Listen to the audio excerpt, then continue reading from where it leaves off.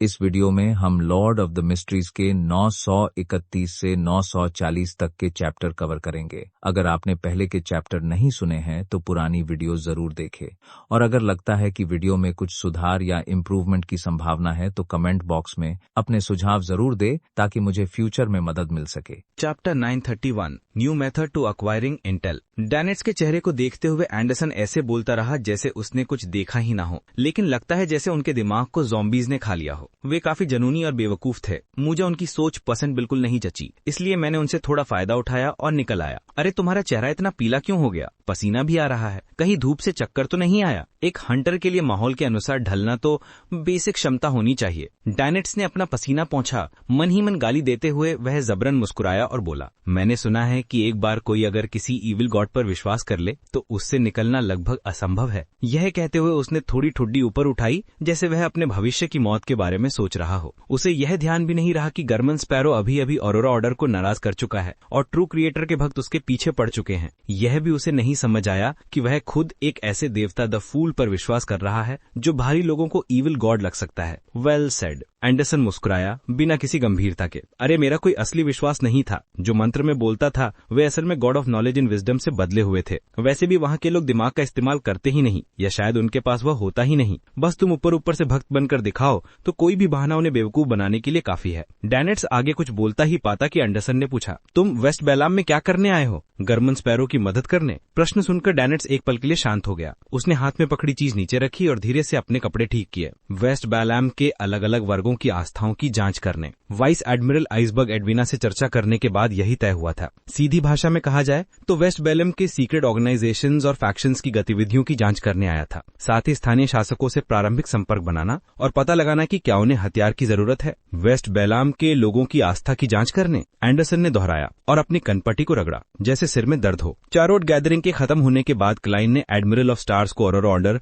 और न्यूमिनस एपिस्कोपेट की जांच के बारे में चेतावनी दी और सबसे अच्छा उपाय बताया मोसेस एसेटेक ऑर्डर की मदद लेना। इसके बाद उसने द वर्ल्ड, द मून और द सन के बीच की 3 तरफा डील पूरी की और क्लाइन ने 5000 पाउंड कमा लिए। रात के खाने के बाद वह बिना जली हुई अपनी नकली पाइप मुंह में दबाए अखबार पढ़ रहा था कि मिस मैसेंजर अचानक वॉइड से निकलकर एक पत्र देने आई। लियोनार्ड का है। क्लाइन ने पत्र लिया। रेनेट टीनेकोरा तुरंत स्पिरिट वर्ल्ड में लौट गई, यानी लियोनार्ड ने पहले ही डाक शुल्क दे दिया था। क्लाइन ने पत्र खोला। इन जैंगविल ईस्ट बेलम में देखा गया है। शक है कि उसने न्यूमिनस एपिस्कोपेट की आर्टिफिशियल डेथ ब्रांच के पैलेंक्वे टॉक्सिबुलस से मुलाकात की। इंस जैंगविल, क्लाइन ने धीमे से दोहराया और कुर्सी पर टिक गया। पत्र में लियोनार्ड चाहता था कि वह चुपचाप इंस की उद्देश्यों की जांच कर सके, लेकिन समस्या यह है कि 008 में यह विशेषता है कि उसका कोई भी जिक्र करो तो वह जान जाता है, और जान जाना मतलब तुम उसके ध्यान में आ गए। वह संयोगों को जोड़कर लोगों को अपनी मर्जी से कदम उठवा देता है बिना उन्हें पता चले। ऐसी स्थिति में इन जैंगविल की जांच करना लगभग असंभव था। न केवल जांच सफल नहीं होगी बल्कि खुद क्लाइन भी उजागर हो सकता है। ये सोचते हुए क्लाइन ने एंजो को अपने पीछे खड़ा किया और उसे कंधे मसलने को कहा। उसने लियोनार्ड का पत्र फिर ध्यान से पढ़ा, शायद कुछ नए संकेत मिल जाएं। ईस्ट बेलम न्यूमिनस एपिस्कोपेट आर्टिफिशियल डेथ पैलेंफो पैक्सिबिलिस। आखिर इन जैंगविल उनसे क्या चाहता है? Artificial death, artificial death. सोचते हुए क्लाइन को वो बात याद आई जिसे केवल वह और मिस्टर एजेक ही जानते थे।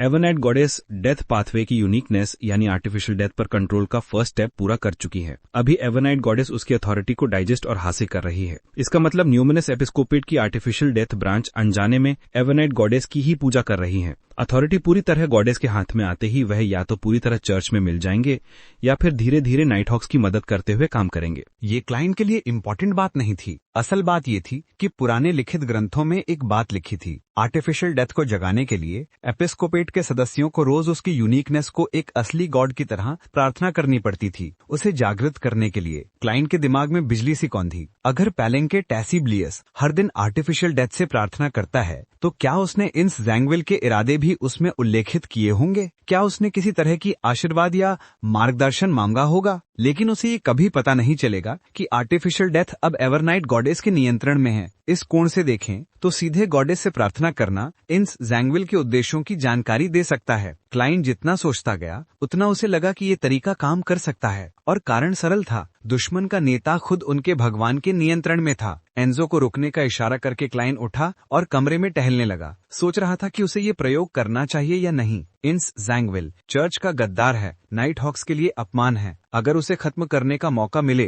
तो गॉडेस खुशी खुशी मदद करेंगी, लेकिन गॉडेस इस समय आर्टिफिशियल डेथ की अथॉरिटी हासिल कर रही हैं। वह अभी सीधे जवाब देने की स्थिति में नहीं है और मेरे पास रिचुअल की सभी सामग्री भी नहीं है। और मैं बार बार खुद को चेतावनी दे चुका हूँ कि गॉडेस पर पूरी तरह निर्भर मत होना। सीधे गॉडेस से रहस्य पूछना शायद सही नहीं होगा। क्लाइंट थोड़ा हिचकिचाया, फिर मन में एक और पागल सा विचार आया, सीधे आर्टिफिशियल डेथ को ही प्रार्थना करो, इसमें कोई खतरा नहीं है। आर्टिफिशियल डेथ प्रार्थनाओं का जवाब नहीं दे सकती। अगर जवाब मिला तो इसका मतलब गॉडेस ही पीछे हैं। उसके पास आर्टिफिशियल डेथ प्रोजेक्ट का एक फेदर भी था और एजेक की कॉपर वेसल भी, तो रिचुअल की सामग्री इकट्ठा करना आसान था और हमारे बीच एक परत बनी रहेगी। गॉडेस से सीधा संपर्क नहीं होगा, हो सकता है इससे वे अथॉरिटी को और आसानी से पकड़ सकें। क्लाइंट ने खुद को समझाया और तैयारियां शुरू कर दी। उसने सैक्रिफिशियल बेस्टोमेंट रिचुअल से ग्रे फॉक पर पड़े उन दोनों फेदर्स और पुरानी सामग्री वापस हासिल किया। फिर क्लाइंट ने सैक्रिफिशियल अल्टार को मॉडिफाई किया और पहले चरण को पूरा किया। क्योंकि लक्ष्य मूल रूप से गॉडेस ही थी, उसे डेथ से जुड़ी ताजा सामग्री लाने की जरूरत नहीं थी। सब कुछ तैयार होने के बाद क्लाइंट ने कैंडल्स जलाई, एसेंशियल ऑयल टपकाया और आर्टिफिशियल गोट स्किन पर ह्यूमन और कंसीलमेंट के सिंबल्स बनाए। फिर हल्के धुंध में उसने एजिक की कॉपर वेसल अल्टाए पर रखी। इसके बाद सफेद फेडर को जड़ी बूटी वाले जलते सिल्वर बोल में रखा। क्लाइंट ने शांत सांस छोड़ी, पीछे हटकर हर्म्स में मंत्र बोला, you are the essence of death, you are the lord of the dead, you are the final home to all living beings. I pray for your help, I pray for you to tell me the motives for N. Zangwill's contact with the numinous episcopate। जैसे ही उसने मंत्र पूरा किया, तीनों candles की लौ हरी सी चमकने लगी और चारों ओर ठंड फैल गई। क्लाइंट ने आंखें बंद कर 30 सेकंड तक कॉजिटेशन किया, फिर अल्टार के पास जाकर फुल मून एसेंस ऑयल की एक एक बूंद तीनों कैंडल्स पर डाली। इसके बाद उसने कॉपर वेसल हटाई और गोट स्किन को स्वयं बैली कैंडल की लौ से जलाकर सिल्वर बोल में फेंक दिया। सफेद फेदर अचानक सफेद लपटों में भड़क उठी और बोल को ढक लिया। 3 सेकंड बाद आग शांत हुई और सिल्वर बोल में सिर्फ सफेद पाउडर बचा था। वह पाउडर खुद से हिलना शुरू हुआ और शब्दों में बदलने लगा, possessed by an evil spirit require. Chapter 932 thin skin. Goddess ने सच में जवाब दिया। पाउडर से बने शब्द देखते ही क्लाइंट की पहली प्रतिक्रिया उनके अर्थ पर नहीं गई, बल्कि इस बात पर कि ये मजाक जैसा प्रयोग सच में काम कर गया। हालांकि वो मन में पहले ही तैयार था और सोचता था कि सफलता की संभावना काफी है, फिर भी उसे अजीब सा झटका लगा। उसे इस बात को स्वीकार करने में लगभग 1 मिनट लगा। कुछ देर बाद क्लाइंट ने धीरे से सांस छोड़ी, दायां हाथ उठाया और छाती पर घड़ी की दिशा में 4 बार टैप किया, प्रेज द लेडी। फिर उसने रिचुअल समाप्त किया और खुद को मजबूर किया कि वो ओपन हुई रेवलेशन पर ध्यान दे। Possessed by an evil spirit requires exorcism. क्या इनसे जैंगविल सच में किसी इविल स्पिरिट का शिकार हो गया? वो सीक्वेंस 9 से सीक्वेंस 5 तक डेथ पाथवे में जा चुका है।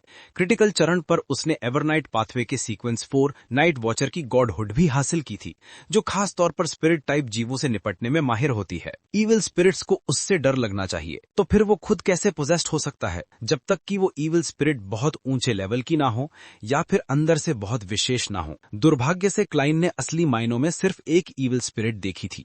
उसे ऐसी एंटिटीज के बारे में बहुत कम पता था, इसलिए वो ज्यादा समझ नहीं पा रहा था। हाँ, वो मिस चारन से पूछ सकता है और लिटिल सन से भी। शेपर्ड एल्डर लोविया ने भी किसी इविल स्पिरिट को ग्रेस किया था। अब समझ आया कि इनसे जैंगविल डेमीगॉड लेवल न्यूमिनस एपिस्कोपेट सदस्य से मिलने की कोशिश क्यों कर रहा है। इविल स्पिरिट को निकालने यानी एक्सोरसाइज करने के लिए एवरनाइट या एटर्नल ब्लेजिंग सन चर्च के बाद सबसे अच्छा विकल्प न्यूमिनस एपिस्कोपेट ही है। अरे हाँ, गॉड ऑफ कम्बैट की चर्च भी शायद ये कर सकती है।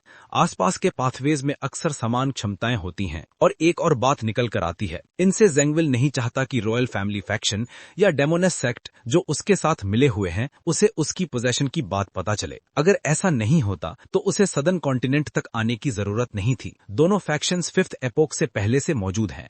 इतने पुराने संगठनों के पास कोई ना कोई ऐसा सील्ड आर्टिफैक्ट होना चाहिए जो इविल स्पिरिट्स को निकाल सके। और अगर सीधा आर्टिफैक्ट ना हो तो डेमोनेस सेक्ट को कहकर न्यूमिनस एपिस्कोपेट से संपर्क करवाना उसके खुद आने से ज्यादा सुरक्षित और गोपनीय होता। इन सब बातों पर विचार करते हुए क्लाइंट ने कागज खोला और लिखना शुरू किया। तुमने जो जानकारी दी उसने मुझे पहले से मौजूद कई सुरागों को जोड़ने में मदद की और एक महान अस्तित्व की सहायता से ये निष्कर्ष साफ हो गया है। इनसे जैंगविल एक इविल स्पिरिट द्वारा पोजेस्ड है और वो न्यूमिनस एपिस्कोपेट से मदद तलाश रहा है। सिर्फ इस एक बात पर आधारित होकर हम कई लाभदायक अनुमान लगा सकते हैं। इनसे के शब्द और व्यवहार में अक्सर असंगतियां दिखेंगी। वो अपनी आदतों के विपरीत काम करेगा, ऐसे काम जो वो सामान्य हालात में कभी नहीं करता, और गलतियां करेगा जो समझ के बाहर हों। जब तक ये समस्या हल नहीं होती, वो न्यूमिनस एपिस्कोपेट से संपर्क बंद नहीं करेगा, बल्कि संपर्क और बढ़ सकता है। इस आधार पर जांच की जाए तो शायद हम इनसे को ढूंढ सकें, लेकिन मैं मानता हूं कि हम उसे पूरी तरह ढूंढ नहीं पाएंगे। उस ग्रेड 0 सील्ड आर्टिफैक्ट द्वारा पैदा किए जाने वाले कोइंसिडेंसेस को पार कर पाना असंभव है। इतना लिखते हुए क्लाइन को अपनी इनसे से डायरेक्ट टक्कर याद आई। उसकी खुद की जांच सीधे इनसे तक नहीं पहुंची थी, लेकिन उसने लगभग उनकी योजना को बिगाड़ दिया था। तभी इनसे जैंगविल खुद सामने आया और शर्लॉक मोरियंटी को मारने के लिए आकाश से एक गिरता सितारा बुलाया ताकि सभी सुराग खत्म हो जाएं। और तभी क्लाइन को मिस्टर अजिक की मदद मिली, जिससे वो बच गया और मजबूरी में इनसे को खुद सामने आना पड़ा और उजागर होना पड़ा। अगर उस समय मिस्टर अजिक अपनी पुरानी ताकत में लौट आए होते तो शायद इनसे जैंगविल तभी मर जाता, लेकिन अब ऐसे हालात दोहराना बहुत मुश्किल है। उस समय डेथ काउंसिल मिस्टर अजिक भी थे, ग्रे फॉग की शक्ति भी थी, ट्रेसी चीक भी थी और वो रिंग भी, जो शायद ग्रेड 0 सील्ड आर्टिफैक्ट था। अगर ट्रेसी अचानक ना भागती तो इनसे को खुद कार्यवाही करने की जरूरत नहीं पड़ती। क्लाइन ने और लिखा, अगर हम ईविल स्पिरिट की उत्पत्ति और उसका उद्देश्य पता कर लें तो स्थिति में महत्वपूर्ण परिवर्तन आने की संभावना है। इनसे के बारे में लिखने के बाद क्लाइन का मन हिचका। वो कुछ और लिखने वाला था कि उसका पेन रुक गया। उसने अपने गाल को उंगलियों से दबाया। वो उलझन में था और थोड़ा शर्मिंदा भी। कुछ देर मन ही मन बड़बड़ाने के बाद उसने आगे लिखा, उस ग्रेड 0 सील्ड आर्टिफैक्ट की मदद ना भी हो तो इनसे जैंगविल वो दुश्मन है जिसका हम दोनों मिलकर भी सामना नहीं कर सकते। हमें कई तैयारियां करनी होंगी। अगर तुम मुझे कुछ वर्म्स ऑफ टाइम दे सको तो मैं उनसे डेमीगॉड लेवल चार्म्स बना सकता हूँ। उनका नाम है फेट सिफिन चार्म्स। ये थोड़े समय के लिए तुम्हारा भाग्य और टारगेट का भाग्य एक दूसरे से बदल देता है। पेन नीचे रखकर क्लाइन ने पत्र को तेजी से मोड़ा और लिफाफे में बंद कर दिया। उसने एडवेंचरस हार्मोनिका और एक गोल्ड कॉइन निकाला और मिस मैसेंजर को बुलाया। उससे कहा कि लेनार्ड मिचेल को ये पत्र पहुंचाए। इस बार 5 पिंसर स्ट्रीट नहीं, बल्कि लेनार्ड के वर्तमान ठिकाने पर। क्योंकि लेनार्ड ने अभी अभी पत्र लिखा था, क्लाइन को यकीन था कि वो रेने टिनिकर की रेंज से बाहर नहीं गया होगा। सब कुछ पूरा करने के बाद क्लाइन ने सिर हिलाते हुए हल्की सांस ली। दूसरों से मदद मांगना वाकई मुश्किल काम है, और मेरे जैसे शर्मीले यानी थिन स्किन्ड आदमी के लिए और भी। उसने तुरंत ध्यान हटाया और एंजो और लडविल की अपीयरेंस बदलना शुरू किया, क्योंकि उन्हें कैल्डेरॉन सिटी में एंजल ऑफ फेट ओरोबोरस ने देखा था। इसी दौरान क्लाइन के दिमाग में नया विचार आया, क्यों ना दोनों को ग्रे फॉग के ऊपर भेजकर स्पिरिट वर्ल्ड प्लंडरर की असली सोल बॉडी का इस्तेमाल डिस्गाइज के लिए किया जाए। स्पिरिट वर्ल्ड प्लंडरर अपनी सोल अवतार्स को अपनी असली सोल बॉडी का रूप दे सकता था और उन्हें अलग अलग स्पिरिट वर्ल्ड जीवों का रूप भी दे सकता था। उसके इंग्रेडिएंट में ये क्षमताएं मौजूद थीं, लेकिन असली दुनिया में इस्तेमाल करने पर दुष्प्रभाव भारी थे। पर ग्रे फॉग की जगह क्लाइन के पास ये समस्या नहीं थी। वो उन्हें लड़ाई के लिए नहीं, सिर्फ अपीयरेंस बदलने के लिए इस्तेमाल कर रहा था। धीरे धीरे प्रभाव ठीक किया जा सकता था और नेगेटिव इफेक्ट्स। कई दिक्कतों से गुजरने के बाद क्लाइन फूल की ऊंची बैक्ड कुर्सी पर बैठा। उसके हाथ में स्पिरिट वर्ल्ड प्लंडरर की छोटी सी सोल बॉडी थी। वो नीचे देखे बिना अपनी स्पिरिचुअलिटी धीरे धीरे उसमें फैलाने लगा। सीन में ज्यादा बदलाव नहीं आया। अब भी भ्रमित काले स्पिरिट बॉडी थ्रेड्स फैले थे, लेकिन जब उसने उन्हें कंट्रोल करने की कोशिश की तो उसने पाया कि वो न केवल मैरियोनेट्स के थ्रेड्स को कंट्रोल कर सकता है, बल्कि अपने थ्रेड्स उनके अंदर बढ़ा सकता है। जैसे ही ये दो तरफा संपर्क बना, क्लाइन को लगा कि वो और उसकी मैरियोनेट एक ही हैं। उसकी सारी बियॉन्ड पावर्स थ्रेड्स के जरिए उन पर लागू हो सकती थीं, यहां तक कि वो ट्रिक जिससे वो अपना चेहरा और शरीर बदलता था, वो भी। धीमी मुश्किल प्रक्रिया के बीच क्लाइन को चक्कर सा आने लगा। उसकी भावनाएं गड़बड़ाने लगीं। वो कंट्रोल खोने के कगार पर पहुंच गया। ये स्वाभाविक था, क्योंकि उसकी स्पिरिचुअलिटी बीच में सीधे गॉड हेड से छू रही थी। उसने तुरंत ग्रे फॉग की शक्ति को सक्रिय किया और खुद को संभाला। अंत में प्रयास सफल हुआ। इंजू अब सदर्न कॉन्टिनेंट के एक प्लांटेशन वर्कर जैसा दिखता था। लडविल अब थोड़ा मिक्स्ड ब्लड जैसा दिखता था। उसका चेहरा अब बोनी जैसा नहीं, बल्कि थोड़ा भरा हुआ लग रहा था। सिल्वर मास्क जो उसकी सोल को स्थिर रखता था, हटाया नहीं जा सकता था। इसलिए क्लाइन ने उसे लडविल की छाती पर चिपका दिया। ये असर तो करता, लेकिन चेहरे पर पहनने जितना नहीं। फिर भी काम चल गया। काश ये मास्क किसी और टाइप की एक्सेसरी में बदला जा सकता तो मुझे इतना झंझट नहीं उठाना पड़ता। स्पिरिट वर्ल्ड प्लंडरर का सोल बॉडी बॉडी वापस जंक पाइल में फेंकते हुए क्लाइन ने सोचा, अरे मेरे पास एक सोल अश्योर कैरेक्टरिस्टिक भी है, मैं उससे नया मिस्टिकल आइटम बनाकर इस मास्क की जगह ले सकता हूँ। नहीं, मैंने तय किया है कि इसे चर्च को लौटाऊंगा, लेनार्ड के जवाब देने पर भेज दूंगा। बेचैनी उतरते ही क्लाइन ने अपना गोल्डन पॉकेट वॉच निकाला और समय देखा। इसके बाद उसने एक पेपर फिगरीन बुलाया और ग्रे फॉग की शक्ति से उसे सक्रिय करके एक खास चमकते बिंदु में भेज दिया। वो बिंदु डैनेट्स का था, द फूल का अब तक का एकमात्र असली भक्त। क्लाइन की दृष्टि में कैथले के पास मोजेस एसेटिक ऑर्डर था, Edwina church of knowledge and wisdom से थी। एंडरसन हालात पहचानने में माहिर था और अधिक जोखिम नहीं लेता था, इसलिए ऑरोरा ऑर्डर की जांच उनसे टकराए तो वे बड़े खतरे में नहीं पड़ेंगे। अकेला डैनेट्स ही व्यक्तिशः कमजोर कड़ी थी। वो वेस्ट बालम में थी, गोल्डन ड्रीम नहीं लौट सकती थी, कमजोर थी और वो बॉक्सिंग ग्लव पहनने की वजह से अक्सर बेवकूफी भरे काम कर देती थी। इसलिए मिस्टर फूल को मजबूरी में उसके लिए रोज एक तय समय पर पेपर एंजल की प्रोटेक्शन करनी पड़ती थी, ताकि कोई भी डिविनेशन या प्रोफेसी उसे ढूंढ ना पाए। लेनार्ड को उम्मीद नहीं थी कि क्लाइन मोरेटी इतनी जल्दी जवाब देगा। वो थोड़ी हैरानी से लिफाफा खोलकर पढ़ने लगा। एक महान अस्तित्व की मदद, क्या ये द फूल की बात कर रहा है? सच में क्लाइन की इनसे जैंगविल पर जांच बहुत आगे जा चुकी है। मैंने न्यूमिनस एपिस्कोपेट का नाम लिया और उसने तुरंत असली बात समझ ली। Possessed by an evil spirit. वो कैसे किसी इविल स्पिरिट के कब्जे में आ गया और इसका फायदा कैसे उठाएं? Worms of time. ये तो लेनार्ड ने पत्र का आखिरी हिस्सा दोबारा पढ़ा। उसके चेहरे का भाव जटिल हो गया। उसके मन में पहले ज़ोरोएस्ट एकदम चुप रहा, एक भी शब्द नहीं बोला। चैप्टर 933 इविल स्पिरिट्स का कॉमन ट्रेड। कुछ देर बाद लेनार्ड ने गला साफ किया और अनजाने में मुस्कुरा दिया। उसने दबे हुए स्वर में कहा, ओल्ड मैन, क्लाइन का ये सुझाव काफी अच्छा लग रहा है, बहुत बहुत उपयोगी। इसका असर भी काफी बड़ा होना चाहिए। क्यों ना आप इस पर विचार करें? आपने ही कहा था कि आप पूरी कोशिश करेंगे मेरी बदला लेने में।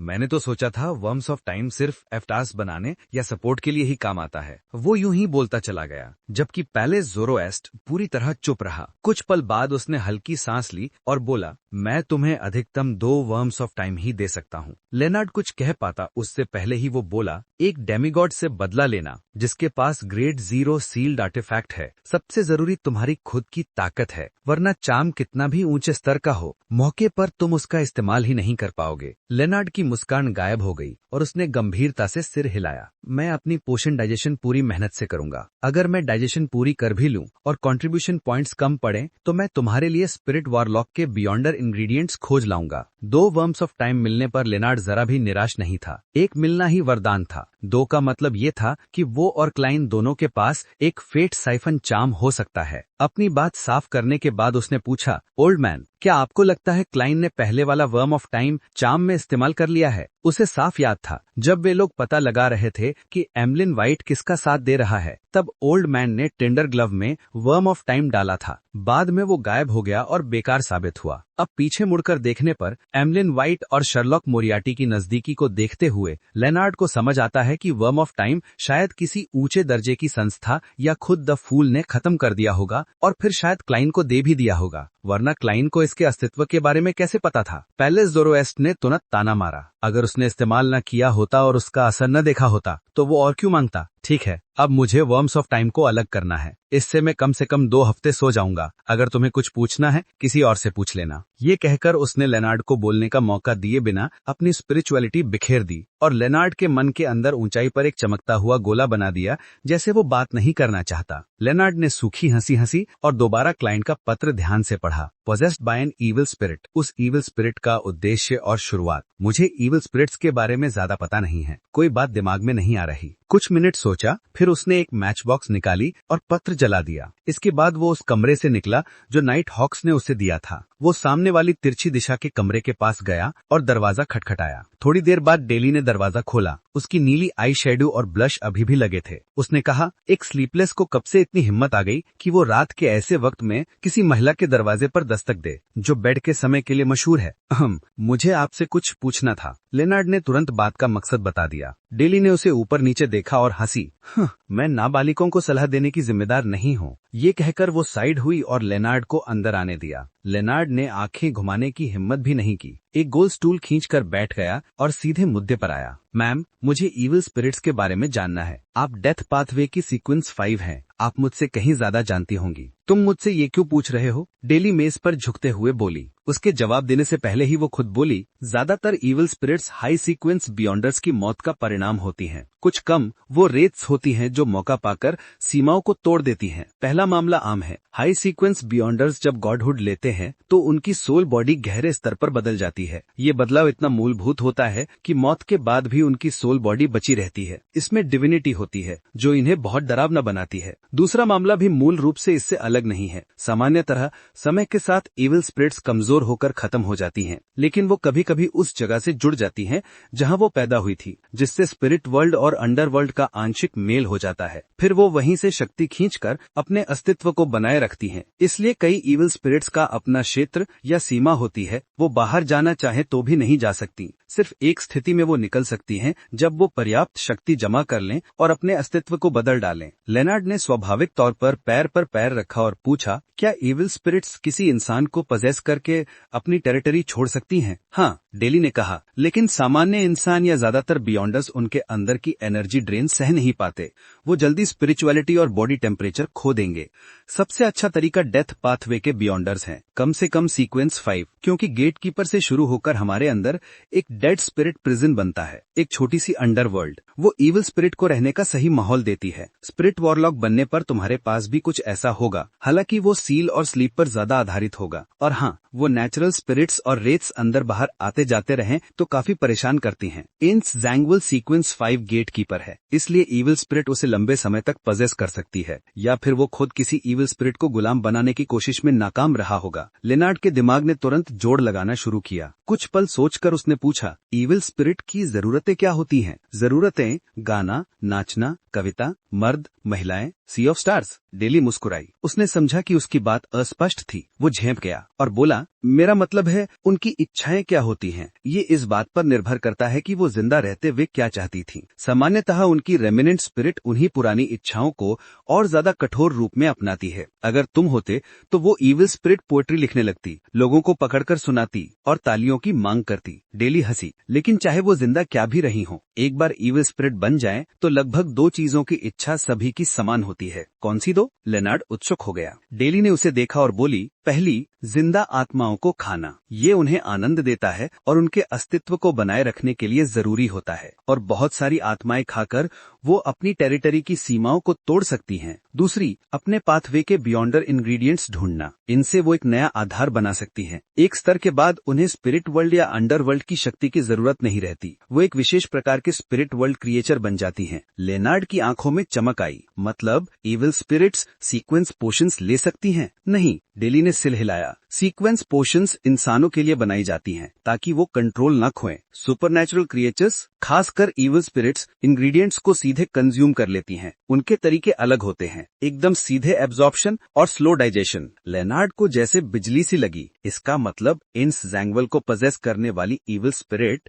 जब भी कंट्रोल पाएगी, वो अपने पाथवे के इंग्रेडिएंट्स खोजेगी। वो पहले चौंका, फिर उत्साहित होते हुए बोला, मैं समझ गया, धन्यवाद मैम मेरी बातें सुनने के लिए। कुछ सेकंड हिचकिचाकर उसने कहा, मैम मेरा मानना है कि हम सिर्फ ये पता न करें कि इंस जैंगवल न्यूमिनस एपिस्कोपेट डेमीगॉड से क्यों मिला, बल्कि बैकलैंड से ईस्ट बैलम तक उसका पूरा सफर भी जांचें। उसने रास्ते में क्या पाया, क्या किया, ये सब हमें महत्वपूर्ण सुराग दे सकता है। डेली कुछ पल चुप रही, फिर भौहें उठाकर बोली, बिल्कुल सही, लेकिन इसका इवल स्पिरिट से क्या संबंध? कुछ नहीं, मैं बस तैयारी कर रहा था, क्योंकि न्यूमिनस एपिस्कोपेट की जांच करते समय इवल स्पिरिट्स मिल सकती हैं। बाकी हिस्सा एक सुझाव था, सोचा पहले आपसे बात कर लूं। लेनार्ड ने तुरंत कहानी गढ़ी। डेली मुस्कुराई। अगर तुम लड़कियों के सामने इतने मन लगाकर कहानियां बनाओगे तो तुम्हारे लुक्स देखकर कोई तुम्हें ज्यादा दिनों तक सिंगल नहीं रहने देगी। लेकिन अफसोस, मैं कोई मासूम लड़की नहीं हूँ। ठीक है, अब जाओ। लेनार्ड ने बिना बहस किए खड़ा हुआ और दरवाजे की ओर चला। उसने हैंडल पकड़ा ही था कि डेली की हल्की एरी वॉइस पीछे से आई, मुझे नहीं पता तुम क्या छिपा रहे हो या तुम क्या जानते हो, इनमें से कोई बात मायने नहीं रखती, लेकिन अगर बात इंस जैंगवल की हो तो तुम्हें मदद चाहिए हो तो मेरे पास आ जाना। लेनार्ड 2 सेकंड रुका, होंठ कांपे, फिर उसने दरवाजा खोला और बाहर चला गया। सिटी ऑफ सिल्वर, डायरेक्ट बर्ग को आदेश मिला कि वो एक एक्सपेडिशन टीम में शामिल हो, जिसका नेतृत्व चीफ कॉलिन एलियार्ड कर रहे थे। इस बार उनका लक्ष्य था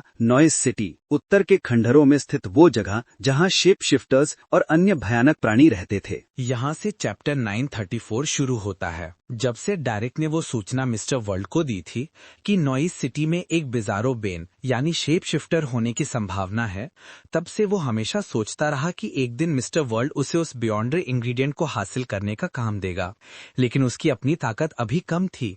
दोस्तों के साथ मिलकर भी वो ये शिकार पूरा नहीं कर सकता था, और सिटी ऑफ सिल्वर में नियम के मुताबिक ऐसे एक्सपीडिशंस को 6 मेंबर काउंसिल की अनुमति चाहिए होती थी।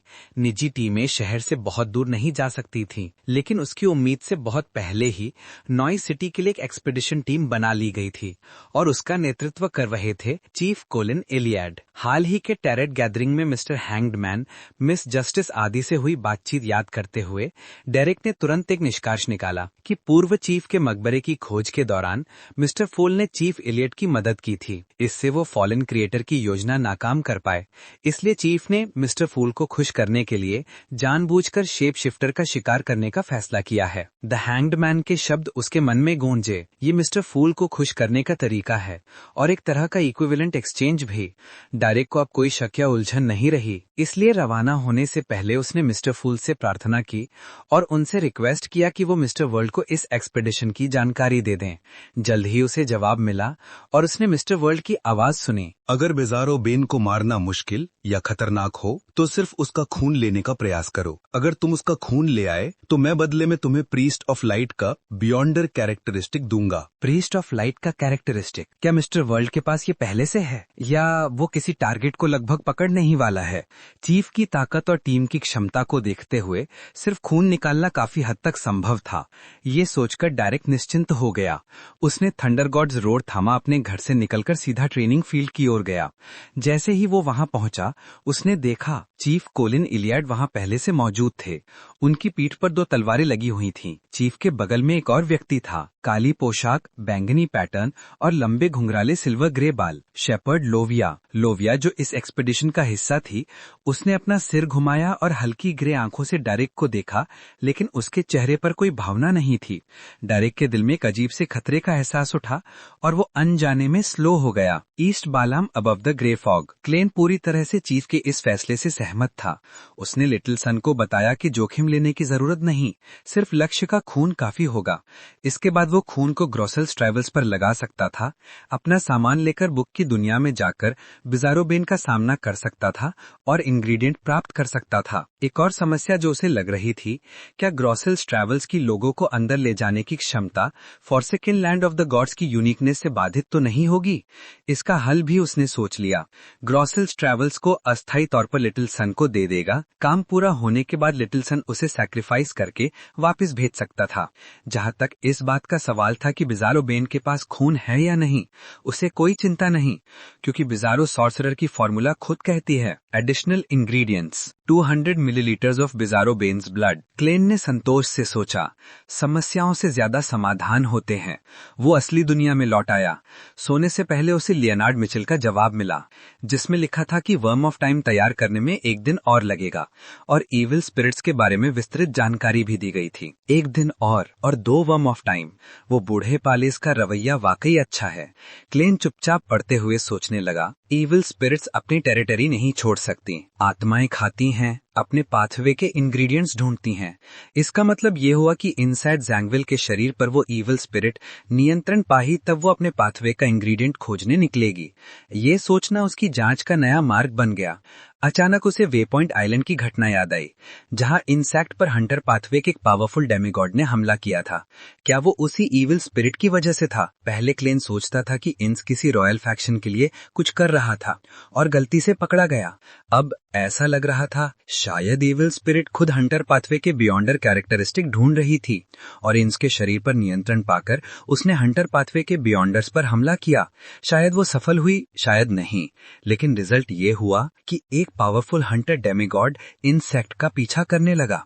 ये सोच क्लेन को सही लगने लगी, और यही एक तरीका था ये समझाने का कि 008 रखने वाला इंसान क्लाइन की टांगे दबा रहे थे। क्लाइन सोचते हुए बोला, मुझे पूरा शक है कि इविल स्पिरिट हंटर पाथवे का है। लेनार्ड को चिट्ठी लिखकर वही दिशा में जांच करने को कहूंगा। बस डर यही है कि वो अपना भेद न खोल दे। ठीक तभी क्लाइन अचानक सीधा बैठ गया। आंखें फैल गईं, क्योंकि उसे याद आया एकमात्र इविल स्पिरिट जिसे उसने सच में देखा था और जो हंटर पाथवे का था, वह था रेड एंजल मेडिसी। जो 2 अन्य सीक्वेंस 1 एंजल्स की शैटर्ड साइकी से भी जुड़ा था। हंटर पाथवे में हाई लेवल का इविल स्पिरिट नहीं था, सिवाय इसके कि ब्लड एम्परर अलिस्टा ट्यूडर की साइकी अब भी कहीं मौजूद हो। इंस जैंगविल पहले बैकलैंड में था और रेड एंजल मेडिसी भी बैकलैंड में था। बाद में रेड एंजल सील से निकलकर गायब हो गया और जल्द ही इंस जैंगविल पर इविल स्पिरिट का कब्जा हो गया। दोनों तरफ हंटर पाथवे की इविल स्पिरिट। तो क्या इंस जैंगविल को रेड एंजल मेडिसी ही पोजेस कर रहा है? क्लाइन को यह सच होने पर यकीन नहीं हो रहा था, पर संभावना बहुत मजबूत थी। उसने एक और संकेत याद किया। 008 की विशेषता है कि जिससे इसके बारे में पता है उसे भी इसके बारे में पता चल जाता है, और red angel Medici second epoch से जीवित किंग ऑफ एंजल्स 008 के बारे में बहुत कुछ जानते होंगे। इसका मतलब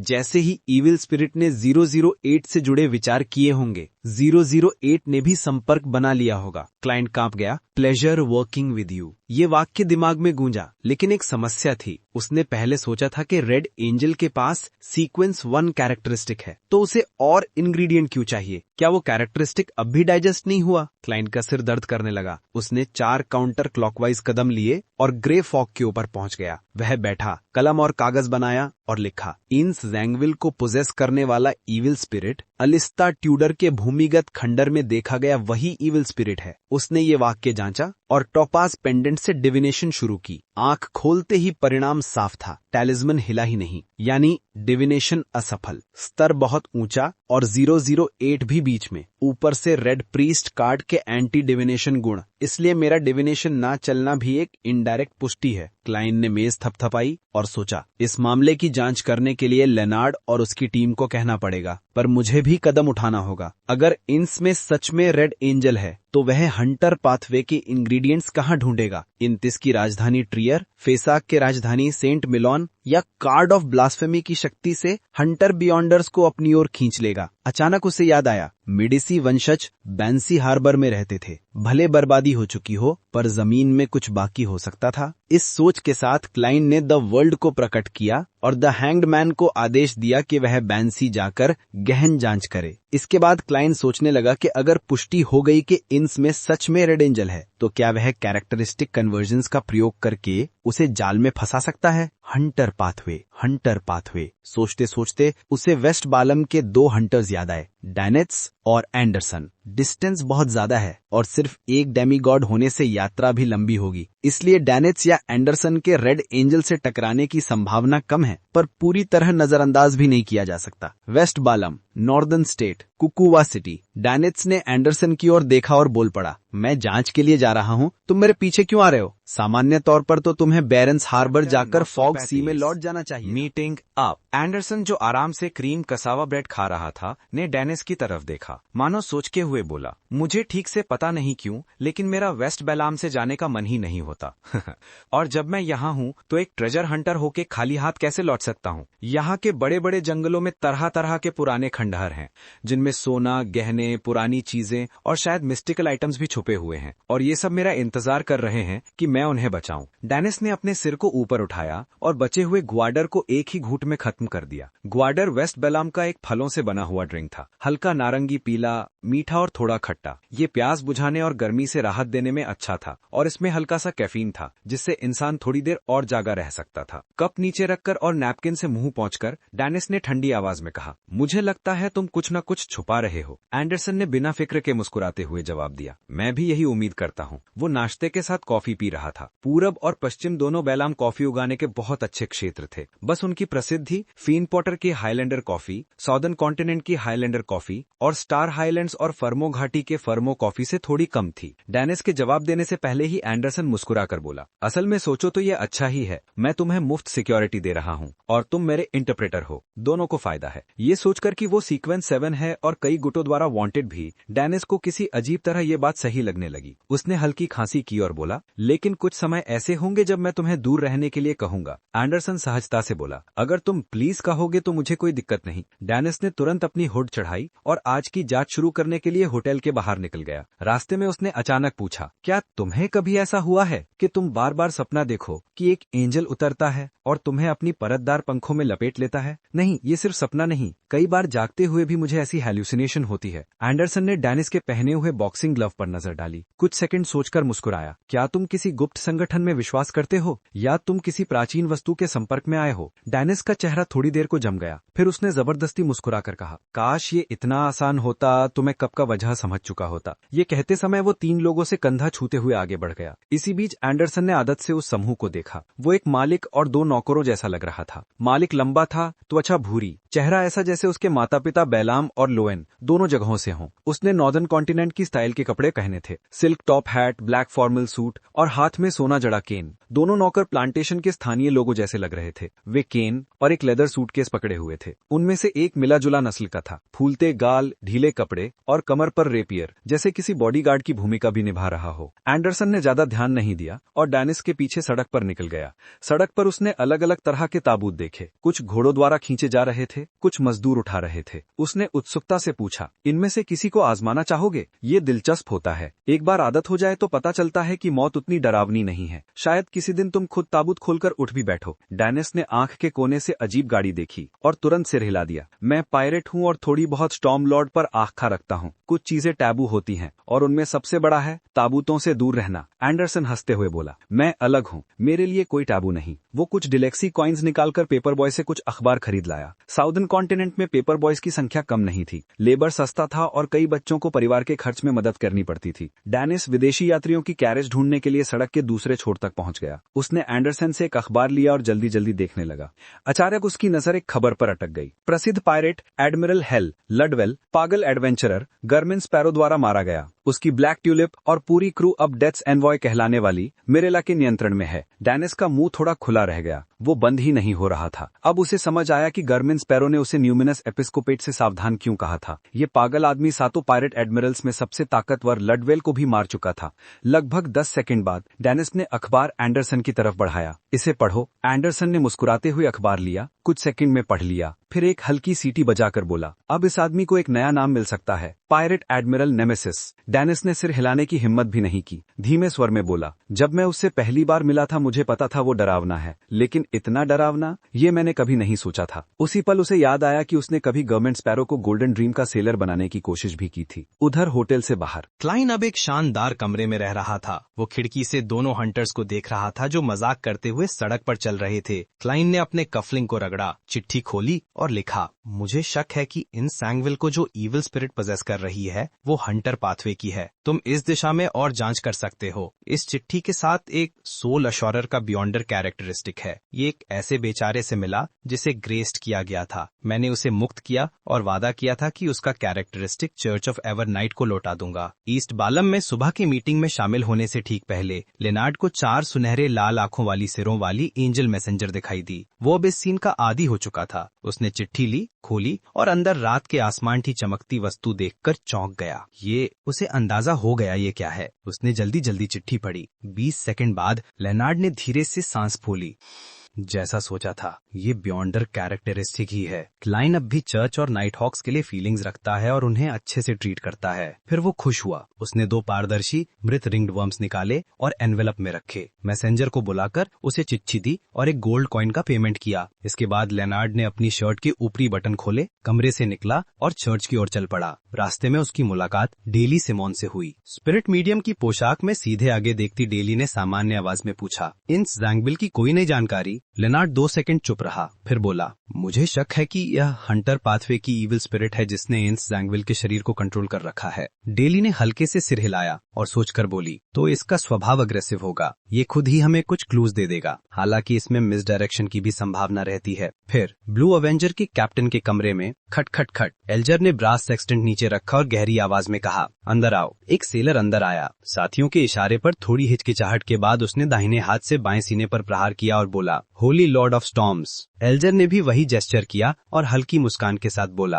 कैप्टन, हाल में कई पायरेट्स और मर्चेंट सेलर्स कह रहे हैं कि बैंसी हार्बर के खंडरों में उन्हें कीमती चीजें मिली, यहाँ तक कि सोना भी। हमारे पास अभी कोई जरूरी काम नहीं है, तो क्रू पूछ रहा है क्या हमें बैंसी फिर जाना चाहिए? इतना बड़ा हार्बर है, चाहे अक्सर खोजा गया हो, फिर भी कुछ न कुछ तो बचा होगा। एल्जर ने शांत चेहरे से सुना। कुछ सेकंड सोचने के बाद वो बोला, मैं तुम्हारी भावना समझता हूँ। ऐसा करते हैं, हम बैंसी हार्बर की दिशा में चलेंगे, लेकिन ये हमारा निर्धारित लक्ष्य नहीं होगा। अगर रास्ते में कुछ नहीं हुआ तो हम वहाँ एक दिन रुकेंगे। आई कैप्टन, सेलर ने उत्साहित होकर सीने पर प्रहार किया। May the storm be with you, may the storm be with you. एल्जर ने उसे जाते हुए देखा, फिर उसने शांति से लांटी प्रूफ शराब डाली और बिना किसी भाव के उसे धीरे धीरे पिया। जो कुछ अभी हुआ वो उसकी योजना के मुताबिक था, क्योंकि बैंसी हार्बर में ट्रेजर मिलने की अफवाह उसने ही डिस्गाइज में फैलाई थी। चर्च ऑफ स्टॉर्म्स का कैप्टन होने के नाते उसकी हर गतिविधि पर निगरानी रखी जाती थी। वो पहले भी बैंसी जा चुका था, तो अगर वो खुद फिर जाने की बात करता तो शक होता। इसीलिए उसने क्रू को खुद आग्रह करने दिया। सेलर्स, खासकर वो जिन्होंने बयाम में सारा पैसा उड़ा दिया था, ऐसी अफवाहों से बहुत जल्दी प्रभावित होते हैं। इसके अलावा ब्लू अवेंजर काफी समय से बयाम में रुका हुआ था। अगर वो अब नहीं निकलता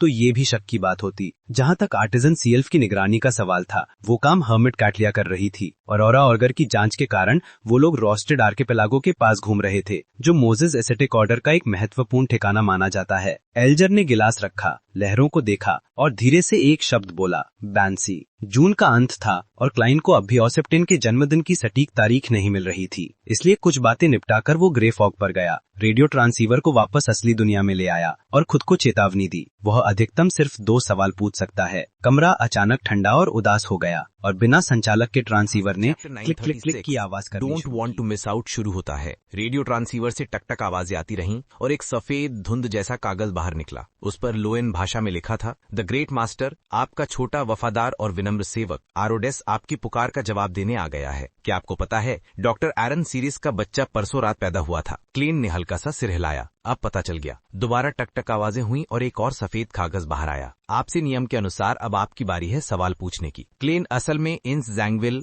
008 और रेड एंजल इविल स्पिरिट के बारे में पूछना चाहता था, लेकिन उसने ग्रे फॉग के ऊपर डिविनेशन में नाकाम होते हुए समझ लिया था कि एरोडेस भी उस विषय को नहीं देख पाएगा, और अगर वह सीधे 008 के बारे में पूछता तो इसका मतलब होता वह 008 को जान जाता और फिर 008 भी उसे जान लेता। ये उसके लिए ठीक नहीं था। थोड़ा सोचकर क्लेन ने पूछा, पोषण को जल्दी डाइजेस्ट करने का तरीका क्या है? कागज पर काले अक्षर उभरे, बेहतर तरीके से एक्ट करो। जवाब देखकर क्लेन कुछ देर चुप रहा, फिर लंबी सांस ली। उसके लिए इस समय इंस जैंगविल का सामने आना बहुत जल्दी था। उसे अभी मेरीनेट पोषण को पूरी तरह डाइजेस्ट करने में 2 महीने और चाहिए थे। जब तक वह होता, वह तैयारी पूरी करके डेमीगॉड इंस को मारने का प्लान बना सकता था, लेकिन इंस जैंगविल क्लेन की टाइमिंग पर नहीं चलने वाला था। क्लेन की पहली योजना यह थी कि पहले जानकारी इकट्ठा करे, पता लगाए कि इंस कहाँ है, फिर अगस्त या सितंबर की शुरुआत में सही मौके पर हमला करे। यदि जैंगविल इविल स्पिरिट से पजेस्ड न होता तो शायद वह कभी सामने ही न आता, और अगर अब उसे मौका छूट दे तो शायद कभी फिर ढूंढ न पाए। क्लेन को चिंता थी कि अगर यह सच में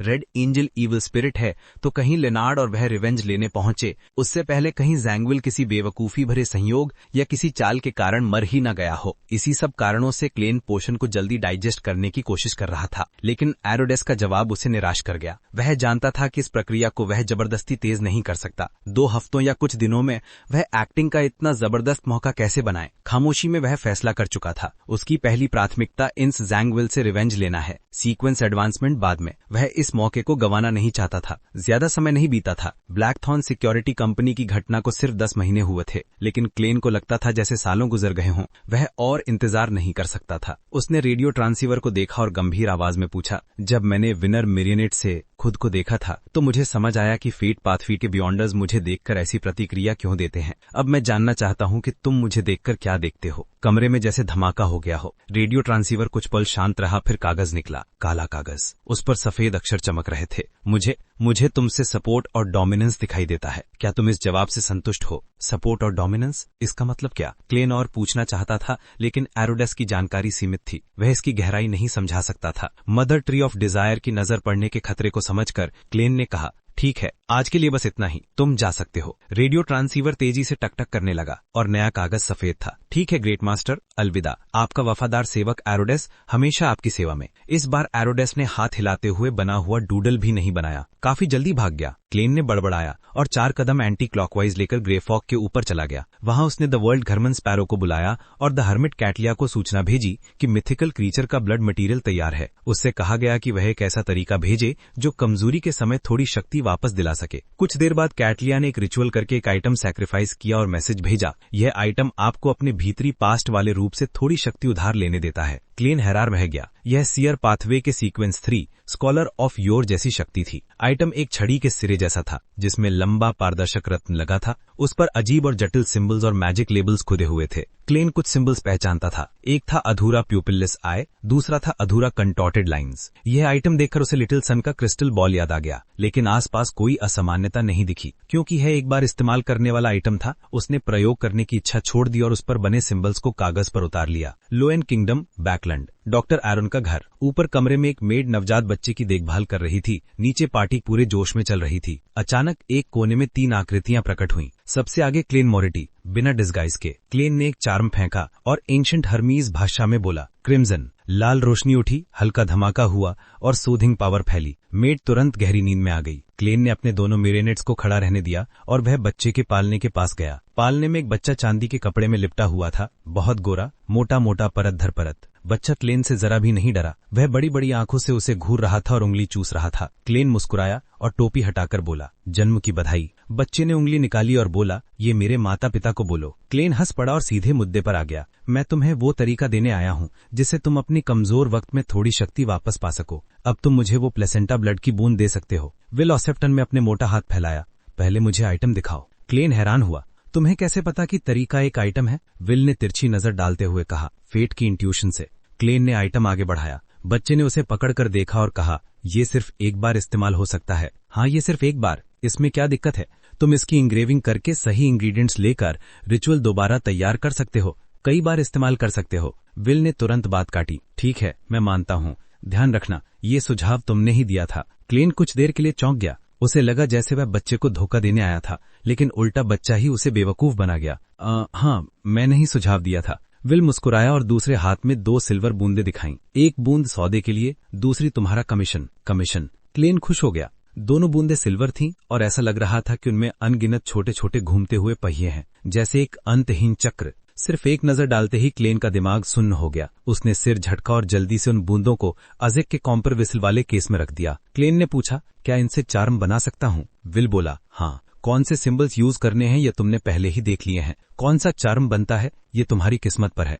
क्लेन ने अगला सवाल किया, प्रार्थना किससे करूं? तुम अभी रिलेटिवली हाई लेवल रिचुअल्स को रिस्पॉन्स नहीं कर पाओगे। ओरोबोरोस को प्रे करना खतरा है। फेट पाथवे के सीक्वेंस 2 एंजल को प्रे करूं, लेकिन मुझे उनके ऑनरिफिक नेम्स नहीं पता। विल ने हंसते हुए कहा, एक आसान तरीका है। कौन? क्लेन उत्साहित हो गया। विल ऑसेप्टन ने उंगली चूसते हुए कहा, empress of misfortune and horror. यहाँ से चैप्टर 937 शुरू होता है। Empress of misfortune and horror. क्या ये गॉडेस नहीं है? क्लाइन के मन में तुरंत ये विचार आया। हाँ, मिसफॉर्च्यून यानी बदकिस्मती, ये फेट का ही हिस्सा है। गॉडेस के पास फेट से जुड़ी अथॉरिटी है, इसलिए वो स्वाभाविक रूप से इसका जवाब दे सकती है। ये सुझाव सुनकर क्लाइन को अचानक एहसास हुआ, विल ऑसेप्टिन की नजरों में वो हमेशा से एवरनाइट्स ब्लेस्ड ही रहा होगा, बस वो खुद इसे समझ नहीं पाया था। ऐसा ही तब हुआ था जब उसे सियर पाथवे की हाई सीक्वेंस पोशन फॉर्मूला के बारे में तरीका बताया गया था। सेंट सैमुअल कैथीड्रल में जो हुआ, उसके बाद विल ऑसेप्टिन को ये और भी पक्का लगने लगा होगा। इस समझ से क्लाइन पहले हैरान हुआ, फिर सब साफ होने लगा। वो बुदबुदाया, अगर मैं गॉडेस से प्रार्थना करूं, चाहे मैं कोई भी सिंबल चुनूं, अंत में उसका इफेक्ट जरूर बदलक की तरफ झुक जाएगा। चांदी की रेशमी चादर में लिपटा बच्चा जोर से बोला, ये तो कॉमन सेंस है। क्लाइन को पुष्टि मिल गई तो वो मुस्कुराया। अच्छा, क्या तुम्हारा नाम अब भी विल ऑसेप्टिन है? वो ये जानने को उत्सुक था कि जन्म के बाद उसका नाम बदला या नहीं। बच्चा शांत आवाज में बोला, अगर तुम्हें पसंद है तो तुम मुझे वैसे ही सोच सकते हो, लेकिन मेरा पूरा नाम अब बदलकर विल सीरीज हो चुका है। क्लाइन ने सोचकर अगला सवाल किया, अगर मुझे 008 के धारक से निपटना हो तो तुम्हारे पास कोई सलाह है? मुझे 008 के बारे में कुछ नहीं जानना, बस ये जानना है कि तुम्हारा सुझाव क्या है। मोटा सा बच्चा उसे देखता रहा, फिर अचानक मुंह खोलकर जोर से रोने लगा। वहाँ वहाँ। क्लाइन के होंठ फड़फड़ा गए। मेड के जागने के संकेत देखते ही उसने जल्दी से कुछ कदम पीछे लिए और अपने दोनों मैरियोनेट्स के साथ कमरे से गायब हो गया। दूसरा चैप्टर, रॉरस्टेड सी शिप फ्यूचर बयाम रेजिस्टेंस का निजी बंदरगाह। कैटलिया एक रिचुअल कर रही थी, तभी कैंडल लाइट से बने इल्यूजरी दरवाजे में से एक चांदी की बूंद बाहर उड़ी। एक ही नजर में उसने तुरंत आंखें बंद कर लीं। हालांकि उसने भारी चश्मा पहना हुआ था। उस पल उसे ऐसा महसूस हुआ जैसे कोई ठंडा रहस्यमय चक्र घूम रहा हो और वो चक्र बन रहा हो एक चांदी का सांप, जिसका सिर उसकी पूंछ से जुड़ा हो। ये अनुभूति इतनी प्रभावशाली थी कि वो लगातार 12 बार मिस्टर फूल का धन्यवाद करने लगी, तभी जाकर सामान्य हुई। ये सचमुच फेट डोमेन के किसी मिथिकल क्रीचर का रक्त है और इसका स्तर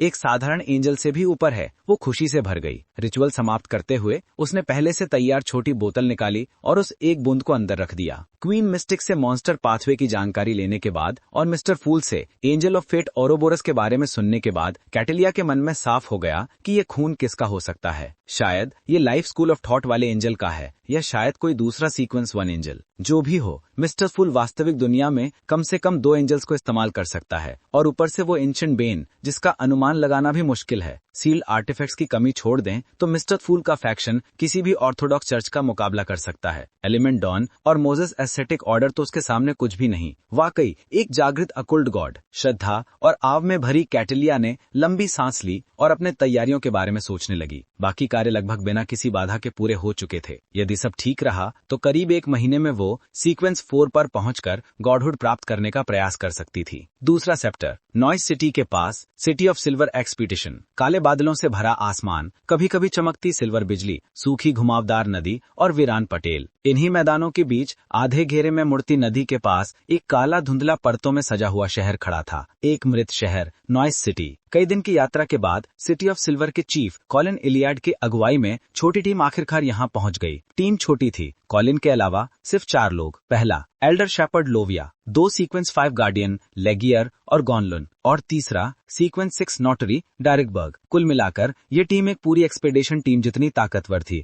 बल्कि उससे भी अधिक केंद्रित। कॉलिन का कहना था कि नॉइस सिटी में मॉन्स्टर्स की भरमार है और शेप शिफ्टर्स तो डिस्गाइज के उस्ताद हैं। वे साथियों के भरोसे का फायदा उठाते हैं, इसलिए छोटे समूह बेहतर और कम लोग हों तो ताकत ज्यादा होना जरूरी है। मिस्टी से ढके शहर को देखते हुए कॉलिन इलियाड ने अपनी पीठ पर लगी दोनों तलवारें निकाली। धीरे धीरे उसने एक तलवार पर सिल्वर ग्रे ऑइंटमेंट लगाया, दूसरी पर सुनहरा लिक्विड, फिर दोनों तलवारें जमीन में गाड़ दी। कमर से 3 छोटी मेटल की बोतलें निकाली, ढक्कन खोला और पोषण पी लिया। लेगियर और गॉनलुन कॉम्बैट के लिए तैयार हो गए थे। डेरिक ने हथौड़ा पकड़ा, दूसरा हाथ खोला और जोटन भाषा में गंभीर स्वर में कहा, गॉड कहता है कि ये प्रभावी है। तुरंत कॉलिन और बाकी सभी ने महसूस किया पोषण का असर, डॉन की शक्ति और ऑइंटमेंट सब कई गुना बढ़ गया है। इसके साथ ही गर्म चमकदार रोशनी के गोले फैलने लगे। टीम को साहस और शक्ति से भरते हुए होली ओथ से अपनी एजिलिटी बढ़ाकर कॉलिन ने लोविया की तरफ देखा, जो लैंटर्न पकड़े चुपचाप खड़ी थी। फिर उसने थोड़ी दूरी पर नॉइस सिटी की ओर इशारा करते हुए डेरिक से कहा,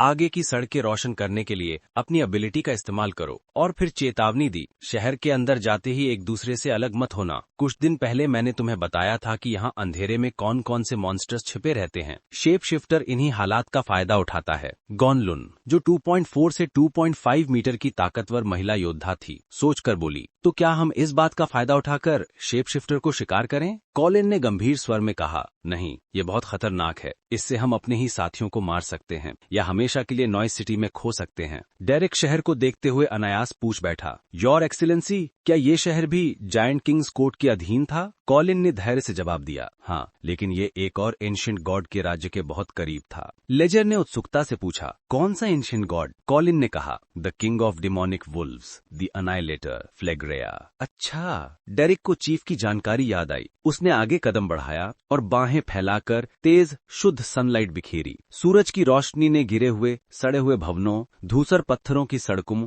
और घने मौन को उजागर कर दिया। और तभी टीम ने देखा कि शहर की सड़कों पर आकृतियां दिखाई देने लगीं, जिन्होंने लिनन या जानवरों की खाल पहनी हुई थी, जैसे वो अपने काम में व्यस्त हों। जैसे ही सनलाइट उन पर पड़ी, दे ऑल टर्न्ड। सभी ने एक साथ टीम की ओर देखा। बैंसी हार्बर, रात, कभी कभार कौवों की आवाजें, टूटे खंडरों में फैली मौत सी खामोशी। लहरों की आवाज भी इसे धो नहीं पा रही थी। ब्लू अवेंजर के सेलर्स स्टॉर्म लॉर्ड के भक्त होने के नाते बहुत साहसी थे और खजाने की लालच ने उनके अंदर के थोड़े बहुत डर को भी खत्म कर दिया। जहाज किनारे लगते ही वो 2-2, 3-3 के समूहों में खंडरों में खोज शुरू कर चुके थे। एल्गर उनके साथ नहीं गया, वो अकेले खंडरों में घूम रहा था, ऐसे निशान ढूंढते जो बैंसी हार्बर के विनाश के बाद बने हों। विप ऑफ माइंड रिंग पहने, ब्लेड ऑफ पॉइजन कमर पर लगाए, वो एक ढही हुई इमारत तक पहुंचा। दीवारें टूटी, दरवाजा सिर्फ जले हुए लकड़ी के टुकड़ों जैसा। अगर मैं ठीक याद कर रहा हूँ तो ये बैंसी हार्बर का टेलीग्राफ ऑफिस था। एल्गर करीब जाकर निरीक्षण करने लगा। उसे मलबे में जगह खाली सी मिली, जमीन काली जली हुई और उस पर दो खून जैसे लाल आकार, जैसे दो लोग वहां लेटे हों और किसी ताकत से बिल्कुल चपटा कर दिए गए हों। कई महीने बीत चुके थे लेकिन वो खून अभी भी साजा लग रहा था, जैसे उसमें अब भी थोड़ी जीवन ऊर्जा हो। एल्गर की कनपटी धड़कने लगी। उसे लगा कि वो उस दिन का भयानक दृश्य कल्पना में कर सकता है जब बैंसी नष्ट हुआ था। तभी उसकी नजर एक ढही हुई दीवार पर उकेरी तस्वीर पर पड़ी जिस पर चांदनी मुश्किल से पड़ रही थी। चित्र बहुत साधारण था, कोई रंग नहीं। एक आर्मर्ड मॉन्स्टर जिसका सिर एक स्क्विड जैसा, हाथ में ट्राइडेंट, उसके चारों ओर बिजली और पैरों के पास उठती हुई लहरें। उसकी पीठ पर बर्ड फेदर से बनी एक केप। एल्गर की आंखें फैल गईं। अंदर तूफान सा उठ गया। वो पहचान गया कि ये वही राक्षस था जिसे सन ने पहले चित्रित किया था। रोज रिडेम्पशन के अनुसार लॉर्ड ऑफ स्टॉर्म्स का विकृत रूप। इसका मतलब रोज रिडेम्पशन का कोई सदस्य बैंसी हार्बर के तबाह होने के बाद यहाँ आया था और ये चित्र बनाया। क्योंकि दीवार इतनी टूटी हुई होते हुए भी ये म्यूरल सुरक्षित था, यानी ये कोलैप्स के बाद बना है। ये शायद वही है जिसे द वर्ल्ड चाहता था कि मैं बैंसी में ढूंढूं। क्या वो रोज रिडेम्पशन का पीछा कर रहा है? एल्गर ने मन में सोचा और अपना दायां हाथ उठाया। वो चित्र मिटाने वाला था लेकिन कुछ सोचकर उसने हाथ रोक लिया और ऐसे चलने लगा जैसे उसे कुछ मिला ही ना हो। टेलीग्राफ ऑफिस के चारों ओर घूमकर दूसरी दिशा की ओर बढ़ गया। राइटिंग शुरू होता है। ग्रे फॉग के ऊपर उस भव्य और प्राचीन महल के भीतर क्लाइन द फूल की ऊंची पीठ वाली कुर्सी पर बैठा था। उसकी नजरें शांत भाव से उस क्रिम्सन तारे पर थीं जो द हैंग्ड मैन का प्रतिनिधित्व करता था। लॉर्ड ऑफ स्टॉर्म्स की टूटी मूडी तस्वीर जो शायद रोज रिडेम्पशन के किसी सदस्य ने छोड़ी है। और रेड एंजल मेडिसी रोज रिडेम्पशन के संस्थापकों में से एक है। उसके मन में ये सब एक साथ जुड़ गया। द हैंग्ड मैन की रिपोर्ट के आधार पर क्लाइन इस निष्कर्ष पर लगभग पूरी तरह पहुंच चुका था। इंस जैंगविल के अंदर जो इविल स्पिरिट है वो रेड एंजल मेडिसी ही है। अनंत शांति में डूबते हुए क्लाइन मोज़ेक जैसी मेज के शीर्ष स्थान पर ऐसे बैठा था जैसे किसी देवता की मूर्ति। कितना समय बीत गया पता नहीं। फिर उसने बहुत हल्का सा सिर हिलाया और लंबी सांस छोड़ी। उसकी आकृति धुंधली हुई और वो वास्तविक दुनिया में लौट आया। किसी योजना के बारे में सोचने की कोशिश भी नहीं की, बस लेटकर वापस सो गया। अगली सुबह नींद से उठकर वो रोज की तरह नंगे पांव खिड़की तक गया और पर्दे खोल दिए। नीचे सड़क पर डैनेट्स, जो वेस्ट बालम के स्थानीय व्यक्ति जैसा कपड़े पहने था, आयरन ब्लैक बॉक्सिंग ग्लव को सीने से लगाए तेजी से दाएं वाले चौक की ओर भाग रहा था। उसकी पिछली रिपोर्ट के अनुसार आज वो एक लोकल रूलिंग फैक्शन से मिलने जा रहा था, आर्म्स डील पर उनकी स्थिति जानने के लिए। एंडरसन उसके साथ नहीं गया। उसने अपने बिखरे हुए छोटे सुनहरे बाल झटक कर ठीक किए और आराम से चौक के बाहर घूम रहा था। कुछ ही देर में वो बैठ गया और अपने बाएं हाथ जिस पर काला दस्ताना था उस पर एक मजेदार सा पपेट चढ़ा लिया। फिर उसने पासर बाय लोगों के लिए वेंट्रिलोकिज्म एक्ट शुरू कर दिया। पपेट और एंडरसन की आवाजें अलग अलग थीं और दोनों एक दूसरे का मजाक उड़ा रहे थे। जो भी समझ पाता हंस देता। समस्या सिर्फ ये थी वो ड्यूटैनीज में नहीं बल्कि इंतिस भाषा में परफॉर्मेंस कर रहा था, इसलिए देखने वाले थोड़ी देर खड़े होकर फिर आगे बढ़ जाते। क्लाइन पर्दे के पीछे से फॉग सी के स्ट्रॉन्गेस्ट हंटर एंडरसन को उसी शांत भाव से देख रहा था। ईस्ट बालम रेड ग्लव्स का टेम्पररी ऑफिस। सिंडी, जिसकी वाइन रेड बाल थे, कुछ टेलीग्राम्स हाथ में लेकर कमरे में दाखिल हुई। उत्साह से बोली, नए सुराग मिले हैं। सुवेस्ट ने सफेद पोर्सलिन कप नीचे रख दिया। लेनार्ड और डैली ने भी उसकी ओर देखा। सिंडी ने टेलीग्राम कैप्टन को देते हुए कहा, एम्परर रोजल की वो बात जहां वो कदम रखता है, जो वो छूता है, जो वो पीछे छोड़ता है, अनजाने में ही वही उसके खिलाफ गवाही बन जाता है। ये बात बिल्कुल सही है। हमने इंस जैंगविल को कई जगहों पर देखा गया है और इससे उसकी यात्रा का पूरा नक्शा बन गया है। इससे पता चलता है कि उसके व्यवहार में विरोधाभास है। वो इंतिस की कॉलोनीज की ओर जाता है, थोड़ा रुकता है, फिर वापस लौट आता है, फिर दोबारा वही करता है। जैसे जैसे लेनार्ड तुरंत समझ गया ये बिल्कुल वही था जो क्लाइन ने उसे बताया था। उसके कार्य इनकंसिस्टेंट होंगे, कभी इधर कभी उधर। लेनार्ड मुस्कुराया नहीं, पर भीतर राहत महसूस हुई। वो बोला, ऐसा लगता है जैसे वो ऑसिलेट कर रहा हो। हाँ, ऑसिलेटिंग, सिंडी ने तुरंत कहा और आगे बताया, इंस जैंगविल ने कुछ इंतिस जासूसों को मारा है और कुछ बियॉन्डर इंग्रेडिएंट्स भी खरीदे हैं। ये पता नहीं चल रहा कि वो क्या करने की कोशिश कर रहा है। लेनार्ड ने पूछा, कौन से पाथवेज के इंग्रेडिएंट्स? सिंडी ने टेलीग्राम्स की ओर इशारा किया और कहा, वॉरियर, हंटर और बार्ड पाथवेज। लेनार्ड का दिल उछल गया, यानी हंटर भी। उसका क्लाइंट पर भरोसा और मजबूत हो गया। अब सवाल ये था, बाकियों को हंटर पाथवे की दिशा में कैसे ले जाया जाए। वो सोच ही रहा था कि सुवेस्ट ने डॉक्यूमेंट्स पढ़ लिए। लेनार्ड बोलने ही वाला था कि उसने अनजाने में डेली की ओर देखा। डेली ने हल्का सा हाथ हिलाकर संकेत दिया। अभी नहीं, कुछ बेहतर समय का इंतजार करो। लेनार्ड रुक गया, लेकिन डेली ने अचानक खड़े होकर कहा, मेरे पास एक विचार है। क्या? सोएस्ट ने पूछा। डेली मुस्कुराई। मुझे शक है कि इन जैंगविल पर किसी एविल स्पिरिट ने कब्जा कर रखा है। लेनार्ड का दिल रुकने को था। सोएस्ट, सिंडी और बाकी कुछ कह पाते, उससे पहले ही डेली ने बात आगे बढ़ा दी। इन जैंगविल पहले गेट कीपर था, अब नाइट वॉचर है। उसका शरीर एविल स्पिरिट्स को संभाल सकता है और उसके पास 008 की मदद है। अगर मैं उसकी जगह होती तो और भी शक्तिशाली एविल स्पिरिट्स खोजती ताकि अपनी शक्ति बढ़ा सकूं। इस कारण उसके कार्य विरोधाभासी होंगे, कभी कुछ करेगा फिर उल्टा करेगा।